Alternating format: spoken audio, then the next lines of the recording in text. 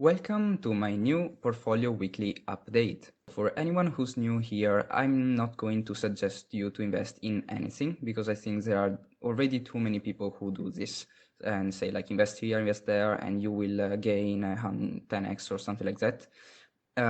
All I want to do is to show what investing is in a transparent way. So I already showed exactly where I put my money, like everything. And I will keep doing so, and I will update you with all the inconveniences as well as the gains or losses. And at the end of the 10 years, we will see what happened. This is on real time. In this video, we will see what happened in January 2022 and what I did as actions in response to that. I will also explain in more details my goal so why I want to be a millionaire in 10 years, and also the strategy that I apply in order to reach it. And at the end, I will answer a question of one of my friend as well as follower to why is it important to get REIT, I don't know if the pronunciation is correct, so real estate investment trust in your portfolio, especially if you have the Giro. So let's get to it. In January, as you can see, it was a really bad month. I lost around $1,200 in this is crypto. I see crypto is one with the most gains or losses. But even for like the Giro and eToro, which are stocks, I lost around 37 euro and 130 euro. Actually, I lost this because I bought with leverage. So I bought a Chinese ETF and Alibaba with leverage, and since the price fell down to the limit, they automatically sold. So I didn't want to sell, but since it's leverage, it was something that I couldn't avoid. And this is the reason why I will not buy anything with leverage anymore, just because you cannot control the price. And if it falls more than what you think, you just lose a ton of money. Anyway, so since this is what happened, I just bought the ETF again because I still think that it's a great ETF, and now that it fell down in value, it is even better. And this is a ETF concentrated to like Alibaba, Tencent, Taiwan Semiconductor, and all the other Chinese Asian stocks, especially in e-commerce, IT, and etc. And I choose this because it's concentrated. So usually ETF are bought because you need to diversify your portfolio. But actually about this because I don't have enough money to buy each one of the companies I want. So I just bought this one to get them all. And I also bought like 50 euro of Tron. I just not actually because I wanted to invest, but because I wanted to see a project like an app, and it was using Tron, so I had to pay the fees in Tron. And this is why I just put 50 euro because the crypto. It is a good time to buy crypto, and I actually regret to put so many euro. I could have just bought like 5. Because I think there are many more valuable things to put my money into.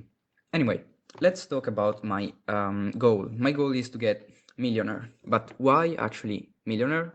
So S&P 500 is an index of the 500 largest companies in the US. And actually there are many ETFs that just replicate the market.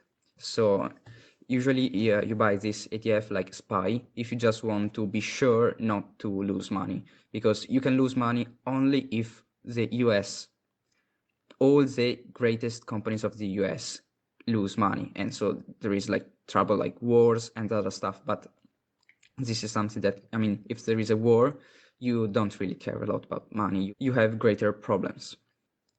So as you can see, the dividend every year is of about 1.3%, meaning that if you have, actually I don't want to be millionaire, but I want to have 2 millions, because if you have 2 millions at 1.3%, 0.013,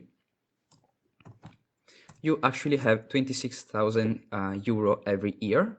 Divided by months, you have 2,000 euro, which I want to put like 500, 600, invest again in the ETF, so that I can just increase my size in the portfolio and have more money in the next year, and 1,500 to get as like a pension, like a salary. And why I actually want dividends? That's because just it's very easy if you look at my DeGiro portfolio. So in DeGiro, I have gains of around 150 euro, and I put like 400 at the beginning and 1,000 at the end, 2 years ago and like 4 months ago. And the dividends, as you can see, are a lot lower than this, but they are actually free money. Like, this is something that just comes to my bank account, and I can do whatever I want. And also, the monthly gain are just like, sometimes are big, sometimes are low, or even in the negative. The dividends are always just coming to my bank account. Like, only if the company has some great issues, like Disney, now they cut off their dividends, so they don't give dividends anymore, just because there is the pandemic, and now they keep not giving the dividends because they want to invest more in their Disney Plus service. So I think it's just better for them to reinvest in themselves and grow, so that they can give a better dividend the next years. But unless for these major exceptions, the dividends always come and are always at a fixed rate. And actually, usually companies just increase their dividend over time. So this is why I want to focus on dividends and not merely on gains. I mean, if I see that it's in the red, then it's a good time to buy. Nothing more, nothing less. I don't think I will never sell something unless there is a serious problem about that company.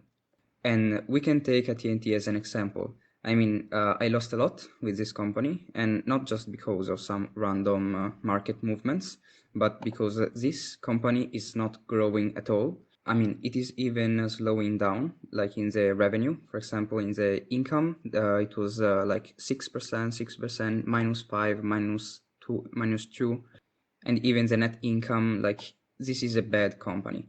But, and maybe I should have sold it, but the dividend is always coming. If you check on the activities, you will see that the AT&T dividends of like 1.3 euro is coming. It is now, I think, an 8% yield dividend, and 8.6%. So yeah, they didn't cut it off, but still they might do it in the future, just because you must not look only at the yield of a dividend. You also have to look on how much they increase it. So in 5 years' time, they haven't increased it a lot, and in the past 2 years, they didn't at all. And also the safety. I mean, they give 68% on what they earn through their dividends, and this is not something safe. They should give a lot less and use it to improve their company, to expand it. Otherwise, I think the competitors will just eat it. And if this happens, then I will just lose all my money. And regarding my strategy to become millionaire, I also, like, I made a Python program, and in which I put like, what if I put 500 euro in the market every month, and the market grows at a rate of 7%, which is like the usual for the past 20 years regarding the US. Well, I think I will be millionaire like 50 years or 30 years, so it's not something that I can make. And even if I put something in, even if I put money in some risky assets, which grows at around 15 to 30%, it will still take me a lot of time. So what I chose to do is to get an exposure to crypto of around 70 to 90% of my portfolio. And even in the crypto space, I want to keep like 30 to 50 of my money into big consolidated crypto like Bitcoin and Ethereum.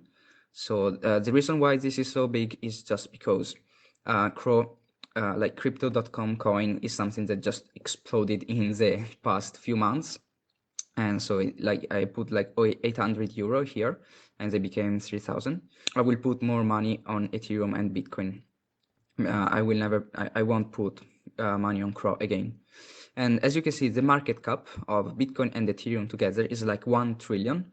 And I think that the overall market cap, so market cap is all the money that is put inside something.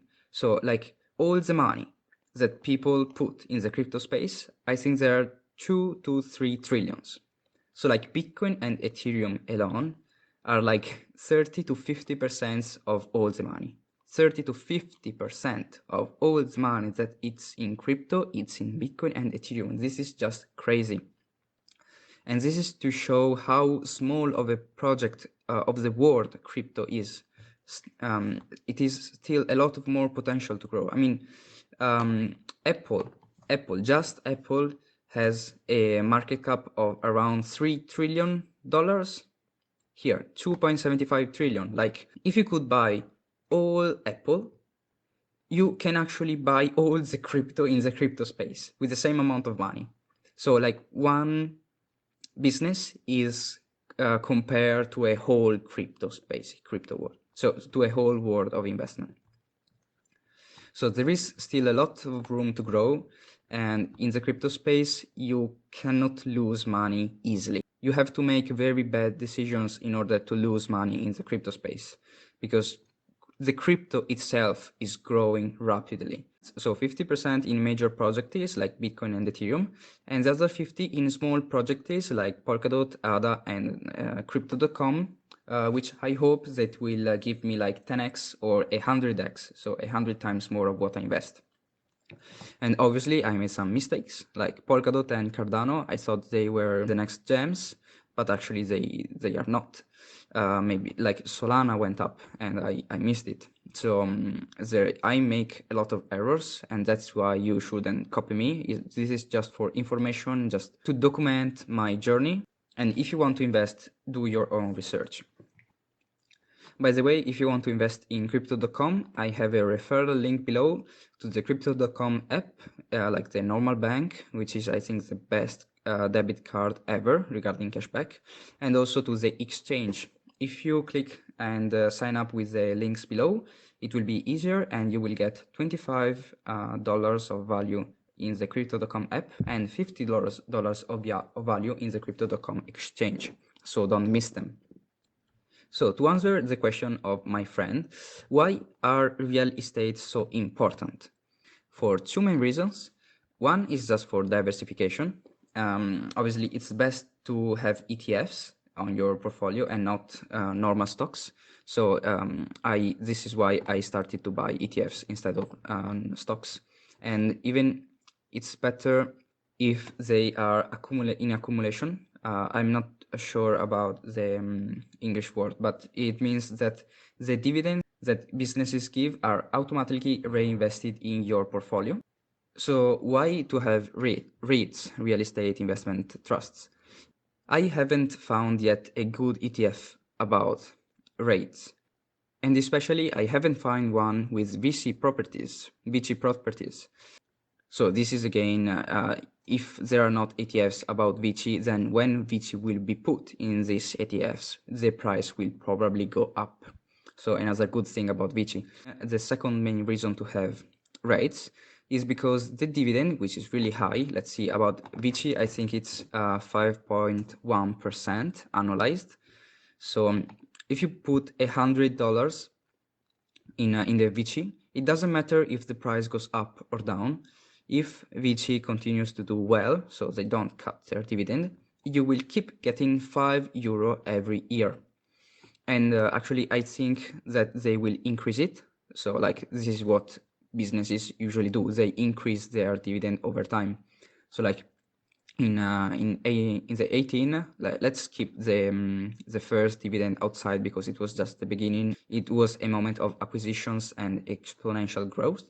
So the first dividend was like 0.26. Let's put 0.29, and now it is 0.36 every stock. 0.36 divided by 0.29, it's like a 24 annual increase. No, not annual, sorry. In 2 years, they increased it over 24%. So Probably in 2 years, if you put 100 euro, you will not receive 5 euro, but you will receive something like 6.75 euro. So your money will keep growing without even doing anything. This is just because you invest. So you gave money to this guy who made some good things, and they will return you back in the form of dividend. Let's keep VICI aside. Maybe I will do a video regarding it later.